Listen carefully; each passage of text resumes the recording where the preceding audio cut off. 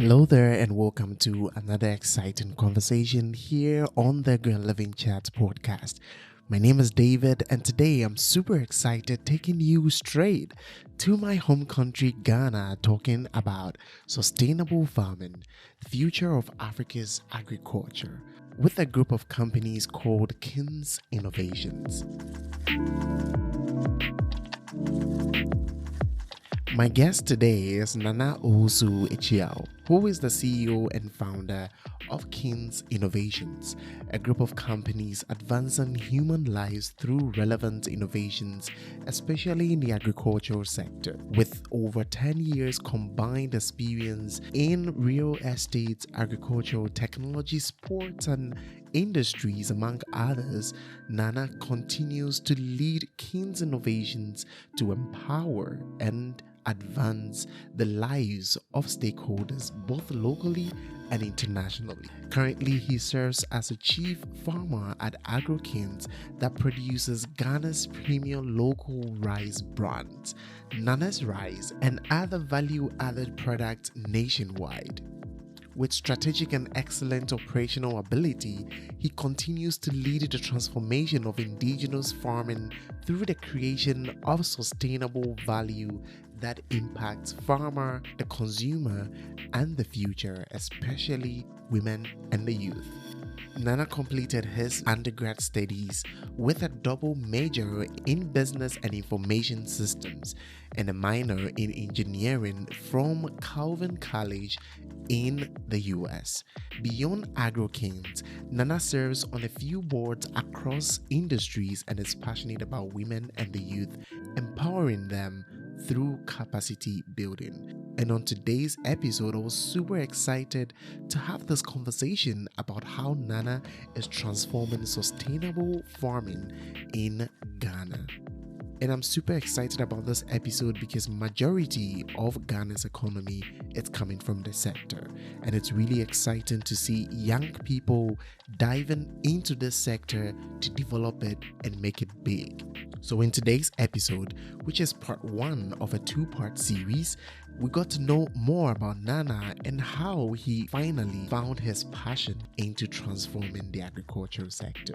And as someone who is very passionate about women and the youth, he sent out his message to the youth on what they should do in building themselves right from school into the industry. Then we talked a little bit more about how the supply chain looks in his company, from land preparation till they put the rice on our plate, including other products. This and many more in today's conversation. So why don't you grab a coffee and let's dive into today's episode. Thanks to Emmanuel Brown-Hagen, who joined me as a co-host on this particular podcast episode. It was really fun having a conversation with Nana, and we really appreciate you coming. Here we go.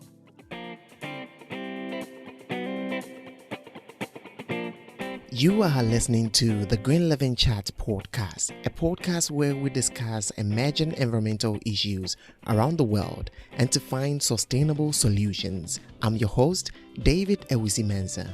We use this platform to support environmental related initiatives, researches, and projects. This podcast is brought to you by EcoWamet Solutions in Ghana with a mission to going back to green.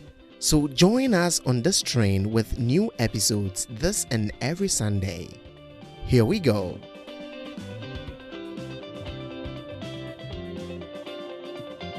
Hello, Nana. Thank you so much for joining us today on the Green Living Chat podcast. And it's exciting to have you here. And we are so proud of you for what you're doing for the country. And we are going to get a lot into that. So first of all, welcome to the podcast, Nana.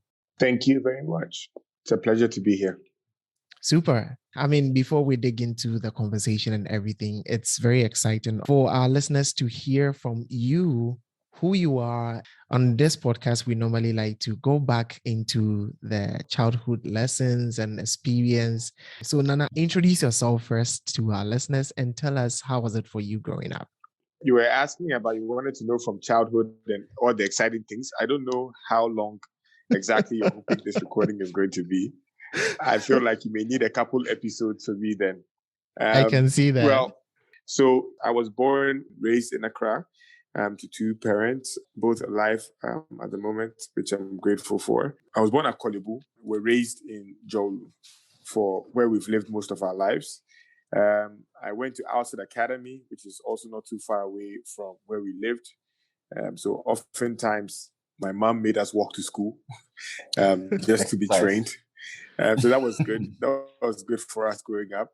I had a pretty normal childhood. Did Owusu Academy from class 1 all the way through to GSS 3, where I with my BC, and then I went to the school where smart people go, called Prempeh College. I'm sure you understand why I say that today. So yes, I did go to Prempeh College. I won't start the war today. Okay, I don't think you should. So I went out to Prempeh College, studied science mainly. I was very pro geography. I was not a very big biology person. I didn't understand why I had to memorize a lot of information and, be fed information without having a reason why it came together that way. There are a lot of botanical names and all this kind of stuff, which were things that made sense to study for National Science and Math quiz, where the smart people go. So I chose the geography route. So I studied science with geography as well. I did that through all 3 years, and I graduated in 2007. I worked at the U.S. Embassy for about a year. At the embassy, my job was mainly to help people figure out schools they wanted to attend in the U.S. So help them find the school, help them figure out their scholarships and things like that. So I did that for about a year. It was mainly a voluntary role, actually. I was compensated, but it was mainly voluntary. I met someone who decided to invest in me. When she met me, the first question she asked is, "What book are you reading?" And my response triggered her. She said, "What book are you reading?" And I said, "Oh, I don't like reading." That was the end. She's like, "This is the last time you're going to give that kind of response in your life, and you should never live without reading." I like this.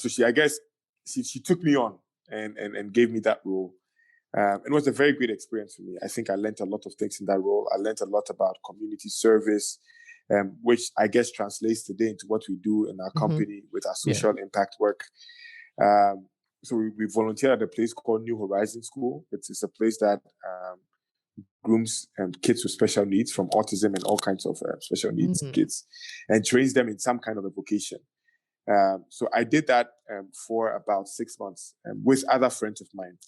While I was working there, I found a school called Calvin College in the US. And then I eventually went out to Calvin College in 2008. Growing up, I always wanted to be an aeronautical engineer. I think for two reasons. Probably because pilot sounded too small. Aeronautical engineer sounded quite complicated. And apparently I was good at science. So it made sense to, if you're not going to be a doctor, you should probably be an engineer. And so I went that. I'm the type who actually doesn't like blood. I'm one of those kinds of people, and I can't stand pain. So I chose the path of being an engineer. And so I guess aeronautical engineering sounded fun. So I went to school, started out engineering. Very quickly though, in my first year, I was almost certain engineering wasn't exciting. This is why I discovered it wasn't exciting. We had an opportunity to do a mentor visit, and I think this was very great for our school to have done. So what they do is that you go see some engineer who's made it in the field. So we went over to General Motors, we went to other companies. But what stood out to me was the General Motors meeting, because that was like a meeting with a mechanical engineer, which was my path. And so we get into this meeting, and this guy is talking about his life and what he's done so far for GM and things like that. And honestly, I left that meeting being certain I didn't want to become like him. And so it sounded very calculated. It sounded like, you have to study all these things, and then you keep trying things that could work. But he had been in the company for about 40 years. And I thought to myself, I don't know if I want to be in a company for 40 years before I rise up the ladder. I think that has always been a concern to me, because it looked like in the field of engineering, or in a company like GM, you are not able to make a difference, because to be an engineer, you have a lot of years of experience before someone is willing to try you out on their car or whatever. And so it seemed like it is going to take me too long to make impact. And I don't know why impact was important to me even at a young age. And so I guess I was certain I didn't want to do that. And in fact, I'll tell you a little bit of a story later on. I had the same challenge when I got to Wall Street. I had the same challenge when I got to PwC in Ghana. I was certain that I was like, no, I don't want to be in a company for 17 years before I get to be partner. I think that for me, those were just things that I felt like the world was changing quite fast, and we needed people who were willing to adapt and change quickly with it. And so the idea of being in a place for 17 years before you were in a position to make a difference sounded long to me. And then I guess that influenced my thinking. On top of that as well, I realized that, look, Ghana doesn't have Ghana Airways.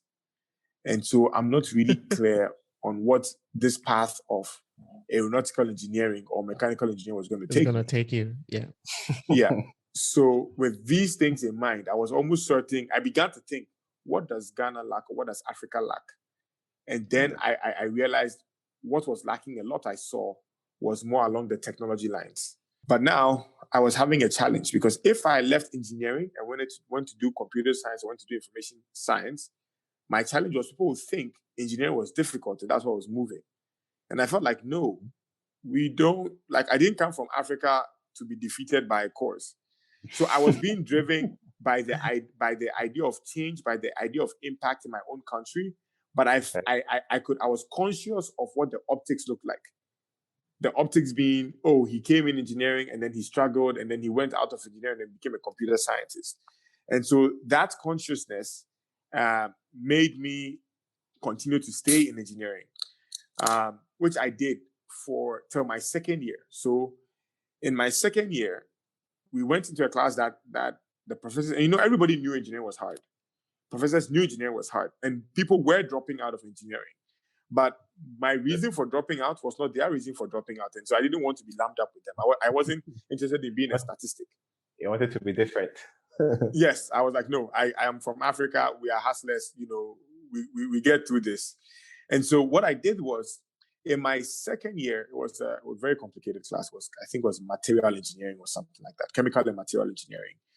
And it was considered a really difficult class. So what I did was, in that class, you know how in a course, you have these monumental tests or exams that contribute about 30% of your grade. I was in one of those exams. First quarter was getting to an end, and we took that exam. And in that exam, I blew the exam. In fact, I was I was on top of the class with another Nigerian guy. And in fact, we were only 3 Africans. There were 2 Ghanaians and 1 Nigerian. So this Nigerian and I were kind of on top of the class. And so the prof comes into the class and says, hey guys, I know that this test was really difficult. Most of you may want to quit engineering after this course, after this particular test and stuff like that. But, stay strong, look up to people like Nana and Namdi. They did really well. So at the end of that, then I went to the prof and I was like, you know what? I think that engineering is not really for me. I realized that as an African, I think that the tech side is something that will benefit us. You see, because at this point I was high. Yeah. So I can kick while I'm high, because the guy has made an announcement in the whole class that actually these guys are the sharks, look up to them, and then I check out. So that in case anybody stands anywhere and talks about the stats, you have someone to defend. Was in the class, exactly. So that's what happened. And then I managed to switch to computer science and information systems. So that's what I ended up doing. I ended up doing computer science, information systems, computer science being a minor, information systems being a major, and a business major. So I double majored and minored in computer science. And again, thankfully, I did come out top student on that in that computer science department for our year group, which was humbling for me. So yes, fast forward, I left computer science, information systems, business, and then I got a job, thankfully, on Wall Street. And sometime in July, I was going to get started, and I realized, look, Charlie, Wall Street life is not for me. I remember one of the nights, I was hungry. I'd come back from work, and I was a little hungry, and I was looking to get pizza. And I remember looking out of my room, and looking at the walkway and how dark it looked, and I was a little scared. When you watch movies and you think about some of these things. So I was not excited, because I'd called for it to be delivered. And looking at the cost, African man, I was like, no, let me walk down the road and go get it myself. And I realized I was not comfortable doing that. And I asked myself, like, what am I doing here? like, I'm sure the amount of effort I'm putting in here will probably serve me well in Ghana. I realized a lot of my friends who had said things like, hey, Charlie, in America, you work for 3-4 years, and then you move back because you'd have made some money and then you move. Most of them had not moved because I realized one thing happens and then the next and then the next. The next thing. And so you get married and then you're like, oh, let's have our kids here before we move. And then your kids come, you're like, no, let our kids get educated before we move. And then before you know it, you're old. And so I was like, look, the time is now. Let me take that step. And so I actually took my luggage with me to my workplace, and then I got on a flight back to Michigan where my school was, and then I packed and I moved back to Ghana 1st August of 2012. And so I came here looking for a job, interviewed. I was mainly going to take a job with PwC, PricewaterhouseCoopers, because they were considered one of the highest paying companies in Ghana at the time. And I guess maybe they still are. So I got a job at PwC. And again, at my last interview, I was talking with one of the partners, and then I asked him about his journey here. Like, how did he get to where he is today? Then he shared his story. And then I realized most of the partners took over 10 years to be able to attain that position. And in fact, for some of the ones I was talking to, it was more than 15 years. It was like, it would be a privilege if it took you 10 to 12 years to be able to make it. And so at that point, I was like, you know what, maybe I'll be better served outside of PwC. And one day PwC, in fact, he had said, you look like the guy who one day PwC will come to seeking you as a client. Mm-hmm. And I felt like that was inspiring for me. Yeah, and I think it's something that has stood out to me. I think that sometimes people value us a little bit more than we value ourselves. Because I guess there was something he was seeing in me that I don't think I was seeing in myself. But in that conversation, it had been unearthed to him. So he's like, look, you know what? If you do think that you better serve outside, so I did leave.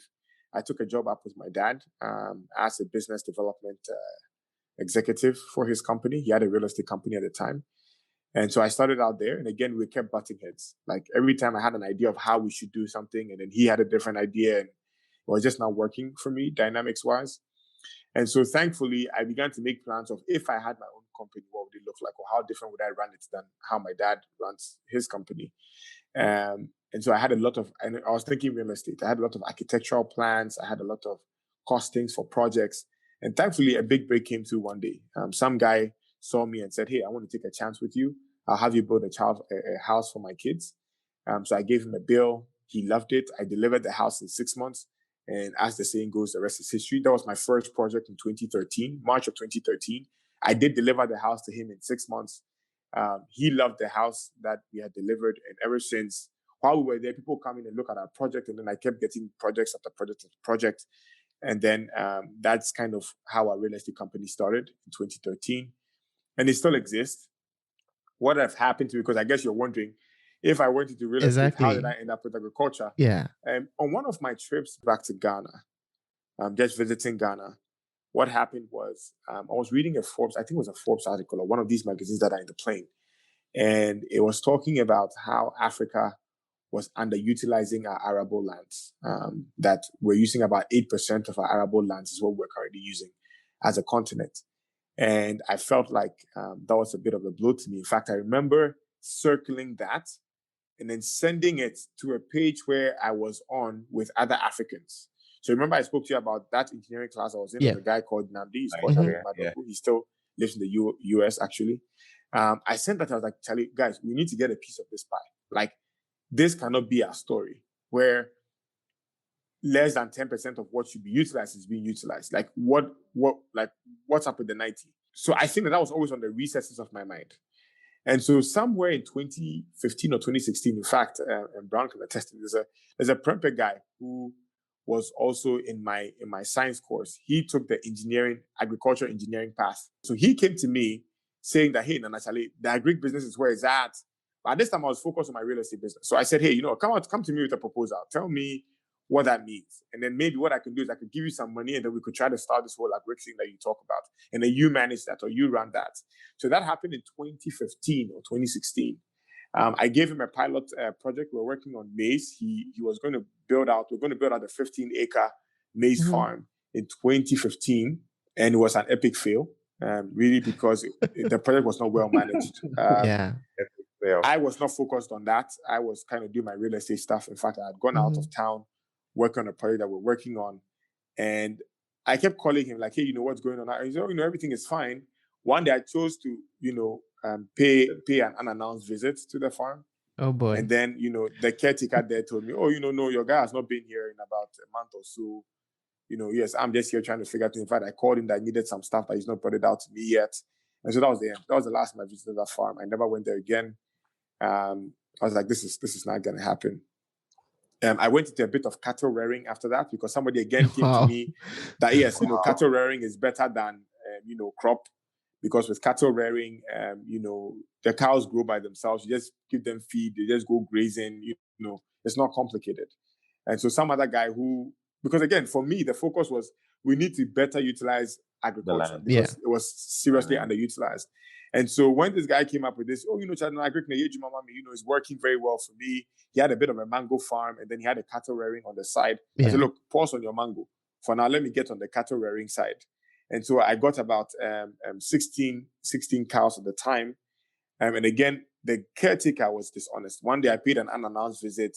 I asked him to, separate my cows from me because I had about 16 and I think he was taking care of about 60 in total because he was keeping other people's cows as well.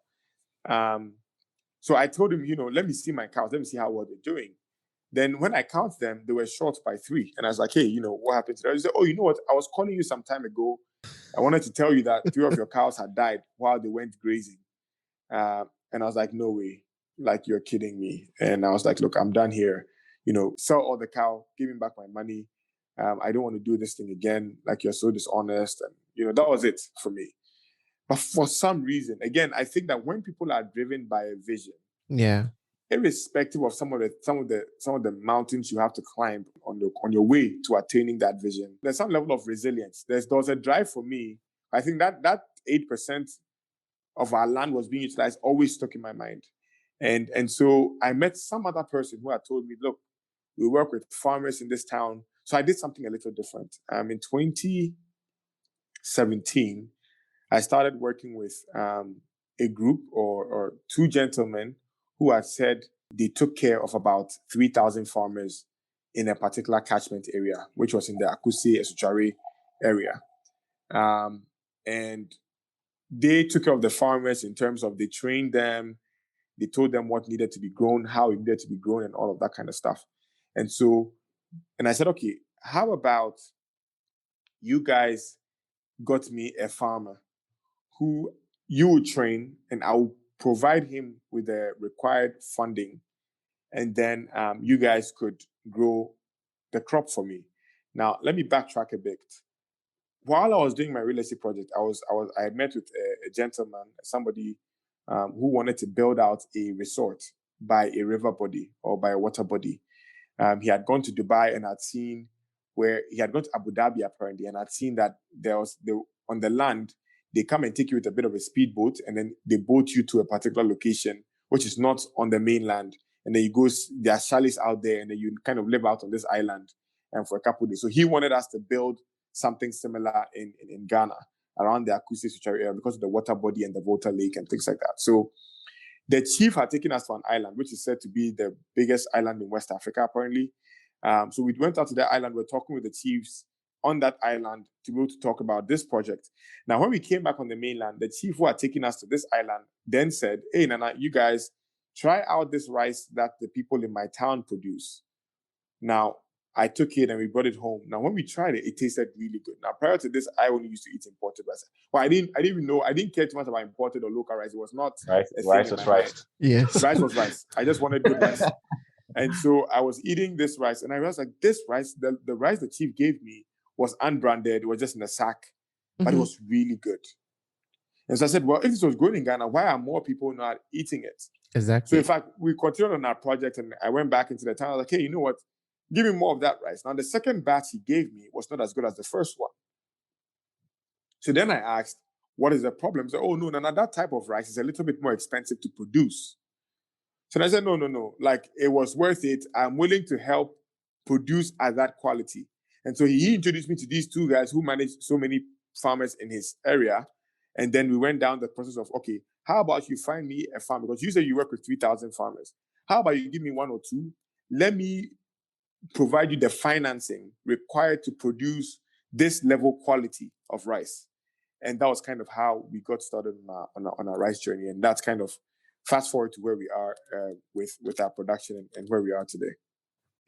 Beautiful story. I just want to do a quick follow up on this. I was having a conversation with one of my friends about, the enthusiasm of the youth in Ghana and how we can actually try and encourage ourselves on entrepreneurship, on waking up, on, making the first move, right?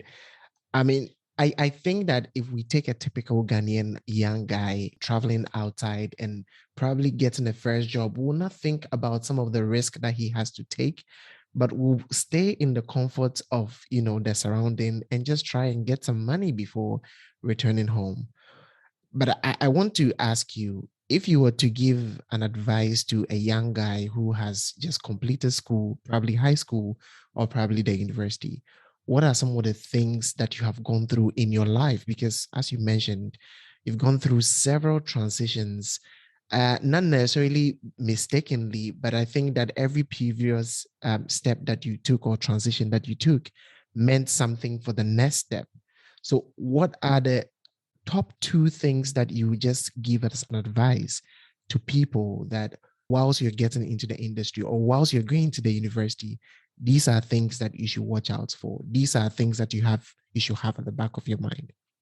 It's a very interesting question you ask, and I think that the timing couldn't be better. I keep getting the same impression over and over again. In fact, today I'm just getting back from a retreat with my staff. I took about 25 of our office staff on a 3-day retreat. We started out with a training and then we went out on a retreat. And this question was asked because what I decided to do is I wanted to have one-on-ones with people who wanted to meet me one-on-one. Oftentimes at the workplace things are always busy, and so when you're out retreating, it's a good time for people to reflect. And one of them actually asked me this question, and put it this way: there are three things that I think need to happen among the youth. But before I talk about those three, I think that there's a basic misconception that is happening, and it's a very bad canker, I think, which is the microwave youth that we tend to be today. Okay. With how instant things are for us, yes. Really, I think I meet a lot of people who come to me with ideas about. Somebody says, I have goals to have about $10 million in my account. I have goals to own, the largest goat farm in the country. I have goals to start the first or the biggest publishing. You hear people talk, yet with very little having been done already. People give visions and plans that I think are too grandiose. I think that what I have realized and what I have done, and I hope it's useful to your listeners or to whoever and may be beneficial to, I think is you need to know you. Like people need to know themselves. And so my first D, I've called it the 3 Ds. And I think that anytime I'm called to speak to a youth, I always talk about these 3 Ds. The first D is about discovery. People need to know themselves. People need to know who you are as a person. Like, am I the thinker type of guy? Am I the doer type of guy? Am I the guy who loves to handle money? Am I the type who does not like to handle money? Am I the guy who is self-motivated, or will I need someone to motivate me every morning? Because I do not think the path of entrepreneurship is for everybody. And if all Africans thought that it was important or was needful for us to start our own business, who would work in these companies for these entrepreneurs? Because if it's about being rich, entrepreneurship is not your path.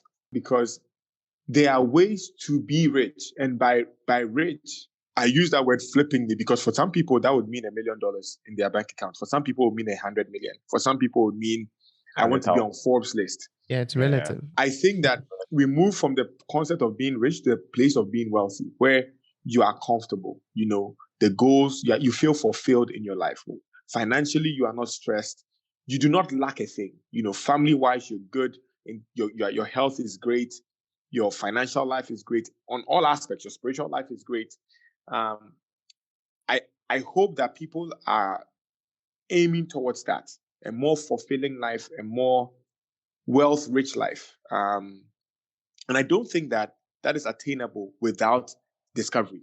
Because even in figuring out what success means to you, you need to know you. Because for some, it's like, look, I just want to have a good family. I want to have a great spiritual life. I want to feel connected in my church or in my mosque or wherever you worship. I want to be healthy. I want to have $50,000 liquid cash in my account at the end of the year. I want, like, people need to define these things for themselves, because it is from a place like that that you learn what you need to do to be able to attain these things. So my first D is discover. People, like the youth, needs to discover themselves. We need to take time off and spend, like, for the next 30 days, I'm getting off WhatsApp. Like, I will not be online. If you need me, send me an email. If for work, we are on Slack. For managing our stand-ups and what people are working on, we are on Todoist. Like, we will get on platforms that make us productive, because those platforms are out there.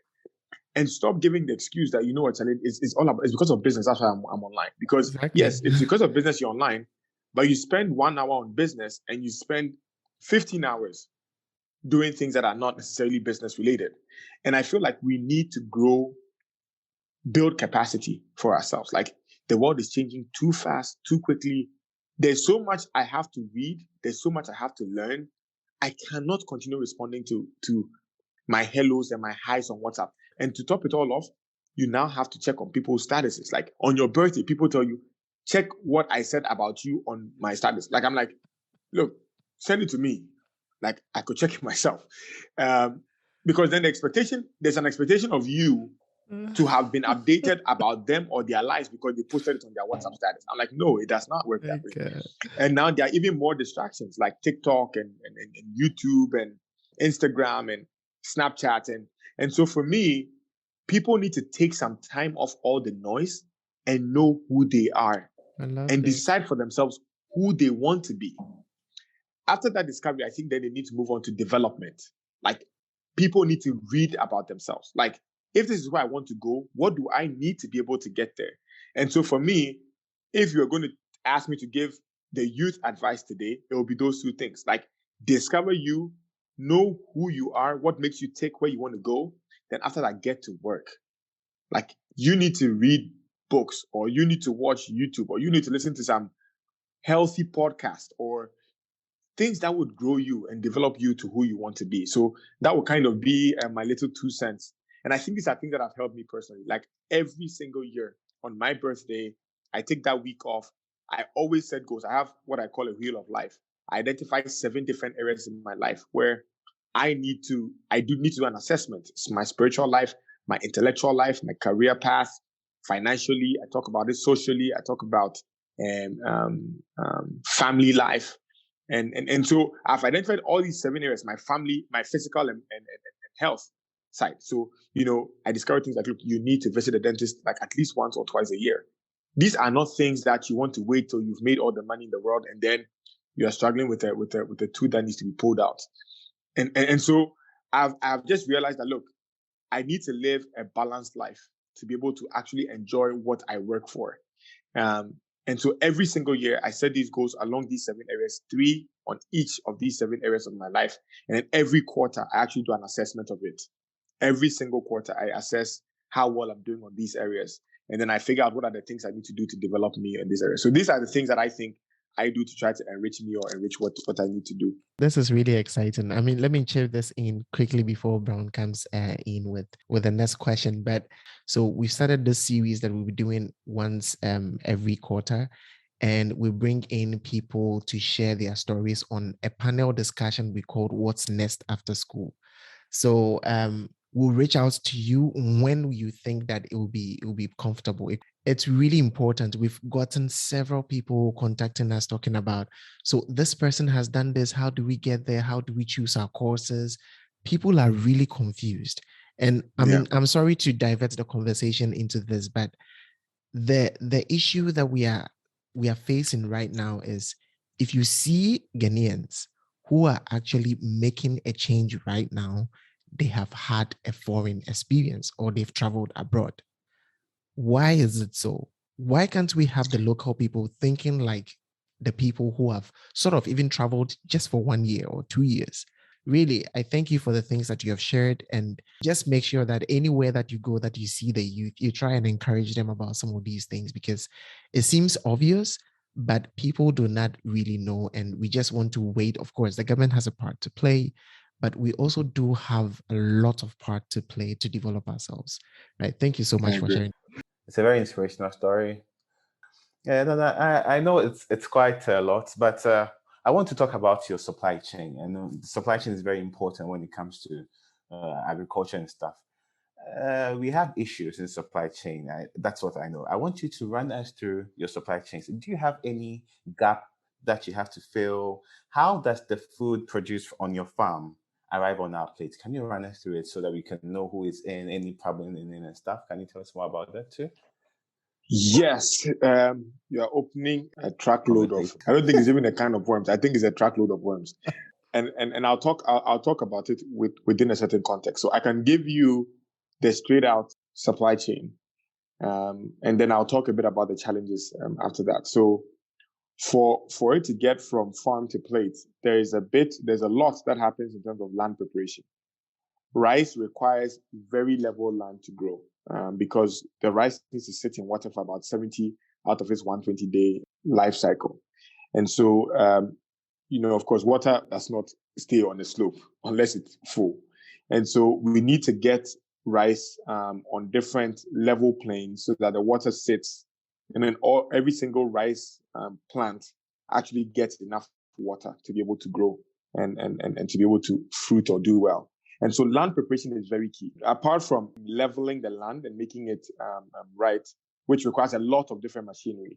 So I'll start from that land. You need a lot of tractors and implements to be able to prepare that land. So there's mechanization services that happens first. And then there's a seed, the rice seed. Thankfully, we actually currently use a variety that was actually produced here. There's a hybrid variety that was produced locally in Ghana at the University of Ghana, Legon. And Nice. It's called Legon 18. And it helps us within our context of Ghana. And so because it's more drought resistant, it's more disease resistant to certain challenges that Ghana has. And so, yes, one is the seed. Then you go on to all the, what do I call them? The inputs, the other inputs that are required. Thankfully for us, our rice farm we use a lot of animal droppings as fertilizer. So it's quite organic. The soil is rich in and of itself. It's quite clay. So we have a lot of cattle grazing around. We had a lot of goats grazing around. So over the years, they have also fed the soil to be very rich. And then sometimes you do have insects and pesticides and stuff. So you need some of these chemicals. They are organic, they are inorganic pesticides and insecticides that we also spray on the rice to be able to prevent some of the pests that may be attacking it, like caterpillars and things like that. Yeah. And then the rice grows for a period of about 120 days, 110 to 120 days with the variety we use. And so in that process, in the last month, when rice starts to grow or rice doesn't fruit, what happens is it gets milky. So rice is actually milky, and then the longer it stays out in the field, it gets dry. And so then that's why the rice you eat is not wet. But you could also extract milk out of rice. When rice is milky, there are birds that actually attack the rice. So birds come in and they try to suck the rice out of the husk. And so by the time you harvest, if you don't control the birds, what happens is those grains are almost empty. And so you have a lot of losses if you don't control that process very well. So we have these nets that we use to cover the rice so that the birds don't actually get through the nets to be able to get to the milky stage of the rice. So the nets and stuff becomes a way to protect rice as well, and it becomes very important in that entire supply chain process. And then, of course, once that is done, we get a combine harvester to do the harvesting, and then that gets then that needs to be dried further. So you harvest it from the rice stalk, and then we have what we call fresh paddy. And then paddy is dried to a certain moisture content, which is about 12 to 13, which is what we call it. So it has to come to a 12 to 13% moisture content. And then at that point, it gets milled. And so there's milling of rice that happens where it's dehusked. So rice goes in the husk, it's dehusked. And then when you polish it, you take out the bran, and then you have the leftover, which is the rice. And so that is the process through which rice gets from farm, from seed to plate. And so once we mill it, then yes, we package it, and then it gets shipped to clients or customers. Hi there, just a quick one. So if you're enjoying this conversation, why don't you just share this episode with a friend of a friend, and let's get more people to listen to this episode. The urgency of climate change and humans reducing our impact and footprint on the environment is a necessity. And these are the conversations we need to promote. You can also help us by giving us a star rating or sharing your comments on whichever platform you are listening to this episode. Visit our website and our social media platforms in the show notes and get interactive with us, or send us an email at glcpodcast@ecoametsolutions.com. So thank you in advance. Let's get back into this conversation.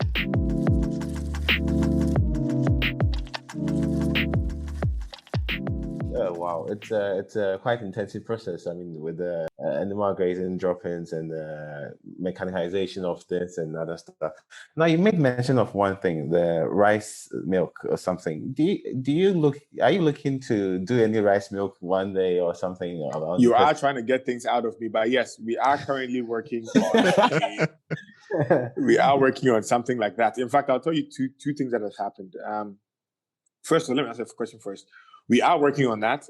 At the moment, we already do have a rice juice, which is not public yet, but I am saying it here now. We do have a rice juice. It's called Kadosh, which we'll be releasing into the market. What's the meaning December. of that? Sounds Kadosh is just sounds what? Sounds different. Sounds different. Yes, exactly. We are known for that in our company. We have a product called Andolobos. We have a tech team called Rakata, and so do not be surprised that we have a rice juice called Kadosh. By experience, we learned that people will consider the concept of rice juice funny. So if you told someone that, hey, this is a rice juice, some people said, I will not try rice juice. It just sounds funny. It's one thing to say rice wine. It's a different thing to say rice juice. It just sounds funny in their ears. And so we needed to come up with a name that was unique and different enough that does not allow you to think you are just buying Kadosh. Forget about what it's very unique. Very. When you like it, and in fact, the meaning of Kadosh actually means unique. It actually means set apart. It means different. So I think in Hebrew. So it's all part of the vibe. So yes, we will have a rice juice, which really, once you blend that rice, that's one of the, and of course there are a lot of other ingredients in there. But yes, that's part of what we're doing. We haven't looked into rice milk yet, but trust me, our company is called Kings Innovations. The mother company is called Kings Innovations. So do expect innovation consistently. Exactly. We keep telling people, like people who come to our farm this month, when you come the following month, it looks different. And so we will continue to innovate around ways to better utilize, reduce waste and things like that. It's very big for us as a company. And so, because that is really what birthed the rice juice. It was when you mill rice, it comes out in 4 grades. The grade 1 is the long grain rice. That's what everybody eats. And people say, well, when I make my rice, I want it to like stand out. I want it to be long. Yes. So that was that. And the question was, what do we do with the broken rice? Because it's not by virtue of production that makes some of it broken. Just naturally, because of the milling process, some would get broken. And so that rice was typically being sold cheaper. And then we kept thinking, okay, how do we maximize the value on that? And that is what produced our rice cereal, and that's what has produced our rice juice as well. And so do expect that we will come out with, whether it's wine or milk, anything that rice could be used for, we'll definitely be coming out with it in due course. So that's kind of what has happened. We've always been sustainability conscious. We've always been climate change conscious. And so we are very intentional about how we grow on the field. And so what we did is to help with soil replenishing and to help with afforestation, we plant trees along the borders of our land. So instead of you to just, grow rice and stuff, we are actually intentionally planting trees to serve as a border to our land. And then on top of that, we grow soya bean. So we started growing soya bean because what soya bean does is soya bean feeds the soil with more nutrients. So when you plant soya bean, you're not actually taking nutrients out, you're actually feeding more nutrients into the soil as well. So what we decided to do then was to plant soya bean intermittently with planting our rice. So when we plant rice for like 3 seasons, then we plant soya bean to enrich the soil again, and then we go back to planting rice. And so our rice cereal is actually made out of both rice and soya bean. So you are making change on the climate change side and making money while doing that. And so yes, that's one of the things that we do as a company. Oh, good. Crop rotation here. Wow. Yep. I remember crop rotation from JSS, There you go. I mean, I'm really getting excited about the innovations and I mean just the model that your company has adapted for its operations. And I mean, just to get a little bit details of what and how you guys manage and where the initiatives and everything comes from, I think I would like us to discuss something that is on your website, and it's sort of like the values that you guys have placed on your business. And it talks about smart farming, eco-friendly, that's being climate cautious, as you just mentioned, and premium quality and advancing lives, that's actually being impact driven. Can you put a little bit light on these 4 main value points that you have in your company? And maybe you can just generally tell us what it means to you as a company to have these objectives. We have some 4 pillars that we are very big on beyond these 4 points, and I guess that speaks to the smart farming part of it. So we are very big on feeding the future. We recognize there's a seriously fast growing population on the African continent, and we need to feed that future. We need to feed that growing population, and so that's big for us. And then we also work very closely with smallholder farmers. So what we realize is we don't only own our own farmland, we also work with the smallholder farmers in that area. So I spoke to you a little earlier about 3,000 farmers being in the area within which we find ourselves. Mm-hmm. So what we started doing when we sponsored these smallholder farmers is we train them, and then after training, we give them the tools and the inputs they need to be able to produce by themselves. And then we buy what they produce back at the market value. So what is happening is the farmers are a lot richer because, of course, when they produce with us, typically, if an average rice farmer in Ghana is producing about 3 tons to 3.5 tons on a hectare, most of our farmers are doing 4.5 to 5 or 5.5. So they are doing almost a ton more than they used to do, just from the trainings that we give them and the process that we take them through. And so what is happening here is we started out with 2 farmers, then we grew that number to 25, and then we grew it to 100, and now we're working with about 300 farmers. Our goal is to be able to get to about 2,000 farmers by the end of the year. So now, in the next 24 months. Now, what this means for us, though, is it's a lot of data. So we have had to build out like a farmer app, which allows us to manage these smallholder farmers. So when they go through the training, they kind of will have to, get on their smartphones and then update us on exactly what is happening, just so that we are able to ensure that we are not wasting resources, whether it's inputs, whether it's timing, and stuff like that. So we are very big on things, because if you miss certain key activities, what happens is your harvest gets impacted.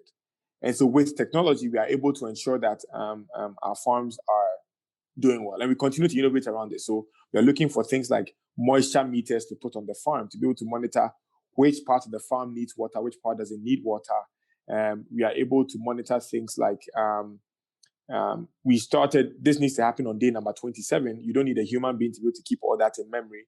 So we have all these things that are helping us to do that. Like I said, we currently use a net to cover the farm to prevent the birds from getting to the farm, because trust me, scarecrows are, I think, of the past. The African birds have discovered that scarecrows are actually scarecrows. And so with the scarecrows themselves. Yes. So now, even with people standing there, the birds are not particularly moved. But the cost of using those nets is very expensive. So we are working now on using technology to be able to improve the bird scaring process. There's a certain sound that the birds don't like to hear, which sounds like a gunshot. So we are working Okay. on some technology to be able to use that sound, whether we can detect the birds and then use that sound to be able to drive them away. So that's a bit about our smart farming. We continue to just innovate using technology because, again, remember, that's my background in tech. So, and then on the eco-friendly side, there's things like I said, we're doing afforestation. We are also, using the soya bean to also replenish the soil. We recycle quite a bit of our water. So we have planned out our water system in a way that a lot of it gets reused, because when you flood a rice field, a lot of the water goes to waste. So whatever goes to waste gets gathered again so that it can actually be used on the farm. And then we also harvest rainwater. So we don't allow the rainwater to go to waste. So rainwater, that comes as far as I don't know if you know too much about the geography of Ghana, but rainwater that comes from Afenia, as far back as Afenia, gets harvested on our farm, which is Nakusi, which is 2 hours away. So we are able to harvest that much rainwater to be able to use on our farm so that we are not using too much water in light of what's happening on the climate change side. So that's about us being eco-friendly. For instance, our warehouse is built using reusable shipping containers. So that's mainly what we use for our warehouse. Even our housing and accommodation, we use those shipping containers, and then we also power our homes using solar. Even our mud houses in the area, we use solar power. So we do these things just being conscious of what's going on the climate side. With regards to quality, when we got into the rice business, a lot of what people say about local rice is we don't use local rice for parties, or we don't use local rice for important events. People. And yes, and we have decided to change that narrative, yeah. By producing high quality rice. So even if you look on a rice bag, we intentionally leave a part of it transparent, just so that people can have a close view of what the rice actually looks like, and to see the cleanness of it. Because people think there are a lot of stones in there. We tell people, look, if you take a rice bag and you see that much impurity, please return the bag and we'll give you a new one. And so that's been big for us, ensuring that we are producing quality that can go anywhere in the world. And thankfully, we are currently doing that. We currently export, to other parts of the world, UK, Europe, the US. And we currently have a Chinese buyer as well. So we're looking to export to China pretty shortly. And then on advancing life, in fact, I prefer the term advancing human lives. I think that's very big for us. Like we said, there is a growing population. We do not think it's business as usual, and so we are very conscious of human lives in terms of their health, in terms of their physical, in terms of knowledge in Ghana and Africa. You spoke a little bit about, it looks like Africa is behind. It looks like African people are behind. I think that a part of that is because people are not telling enough of the story, or people are not showing people the way of how transformation could happen, even in their small corner. And so for us, we are very big on doing things like advancing human lives. In our community, for instance, where we farm, they don't have clean water. They actually drink the water that we use to irrigate our farm. That's what they drink, right from the canals. So it's actually dirty water.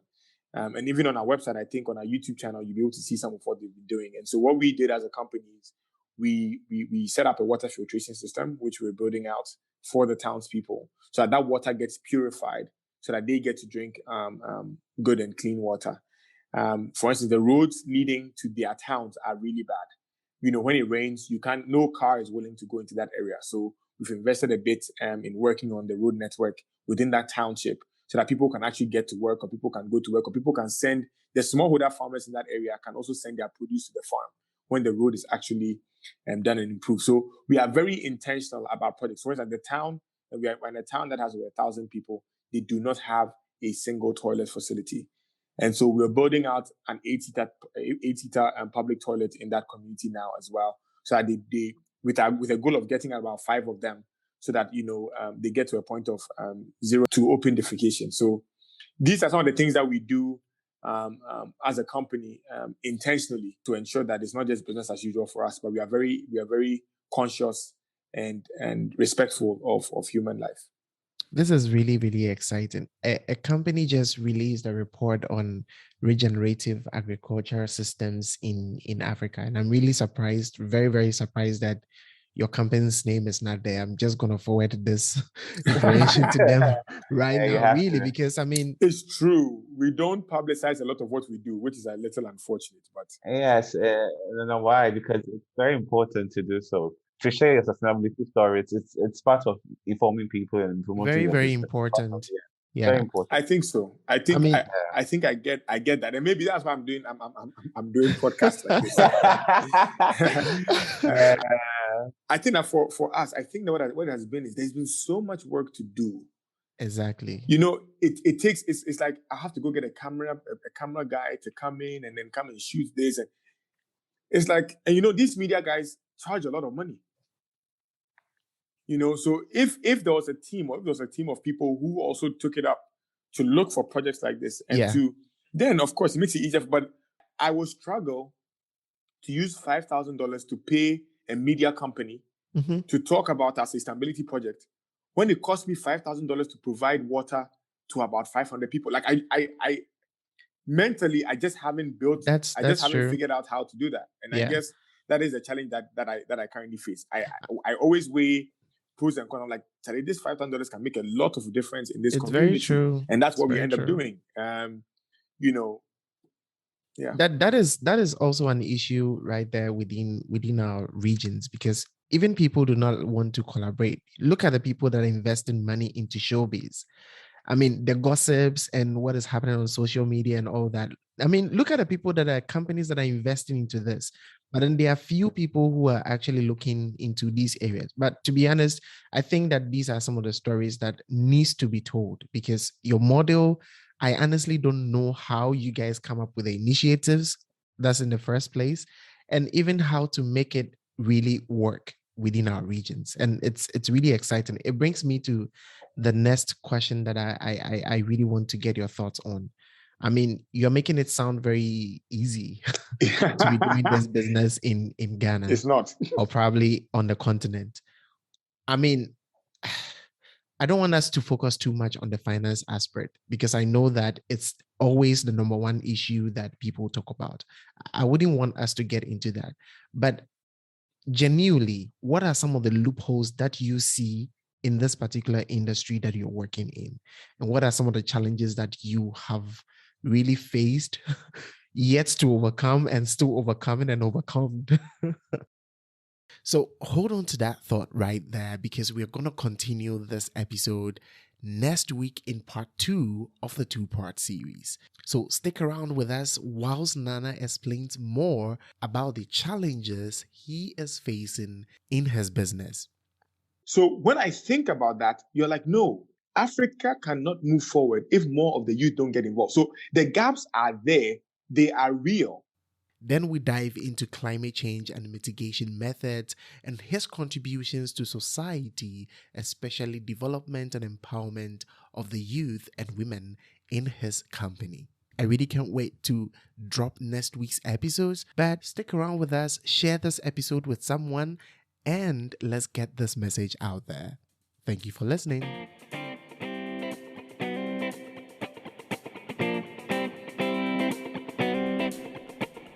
Thank you so much for listening to this episode of the Green Living Chats podcast. This initiative is to educate and create awareness on things that really matter. We look forward to hearing your thoughts and comments as we get interactive on our social media platforms at Echo Solutions on Instagram, Facebook, YouTube, and LinkedIn. If you would like to be part of these conversations, contact us via email at glcpodcasts@echoametsolutions.com or see our contact details in the show notes. Our conversation today was just part 1 of a 2-part series, so see you on the next episode for part 2 of today's conversation. And remember, live green.